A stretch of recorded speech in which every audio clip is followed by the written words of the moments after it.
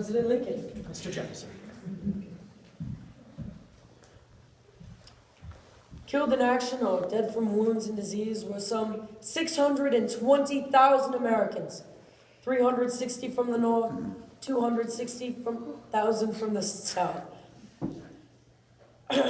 These phantoms were never absent from Lincoln's thoughts. He kept those that perished rather than those who were alive and for him, in hopes to push towards reconciliation between states. The date is April 14th, Good Friday, 1865. Some say that before this week, they'd never seen such a glow on Lincoln's face. He was down to mere flesh and bones, 30 pounds underweight, his cheeks haggard, but his soul moved by the sounds of peace on earth, goodwill towards men. The schedule today starts with business until 8 a.m., breakfast, and a visit from his youngest son, Tad. Mr. Jefferson? Tad?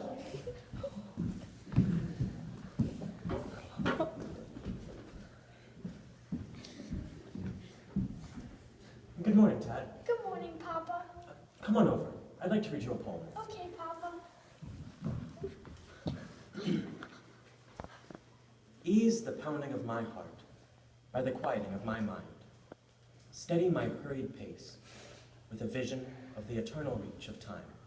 Give me, amid the confusion of the day, the calmness of the everlasting hills.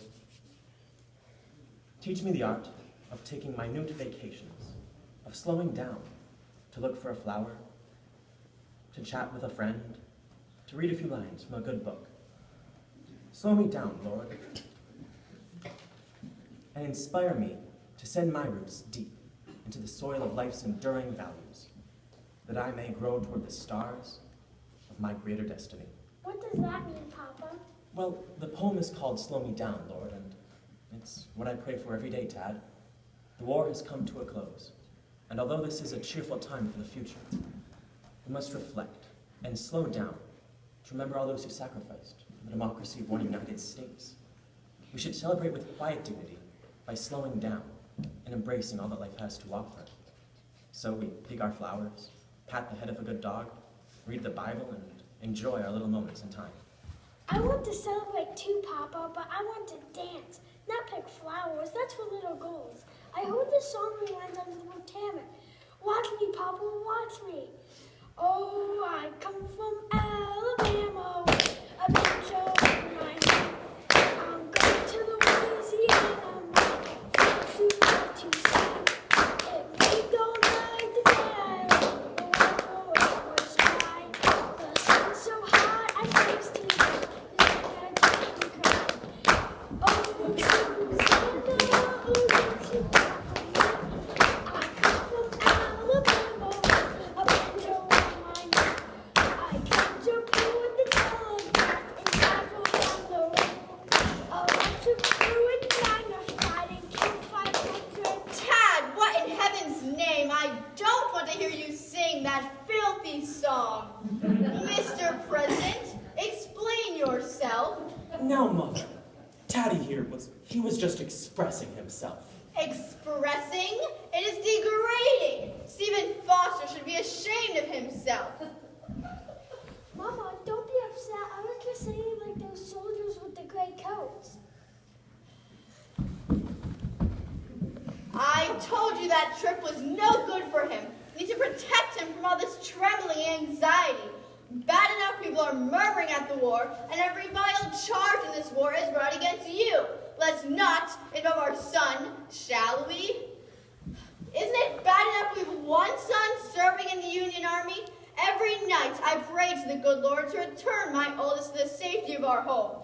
The only comfort I can account for is that my dear Robert is serving directly under General Grant as his adjunct assistant. Let's just hope he doesn't pick up his rude manners. I don't approve of his cigar smoking, filthy unkempt hair, wrinkled uniform, no good, poor excuse for a gentleman. That man is a butcher and is not fit to be at the head of an army. He manages to claim a victory, but ha, such a victory. He loses 2 men to the enemy's 1. He has no management, no regard for life. I don't think Mama likes General Grant. Well, you see, Tad, She's just upset because General Grant doesn't like her cooking. Is that because he's a good butcher? Yes, yes. Oh, Mama, we really need to work on carving our meat properly when General Grant visits for dinner. Are you serious, Mr. President? Tad, come here. Wait. Tad. Why don't you go downstairs and have Mrs. Sarah fix you a nice warm bowl of oatmeal?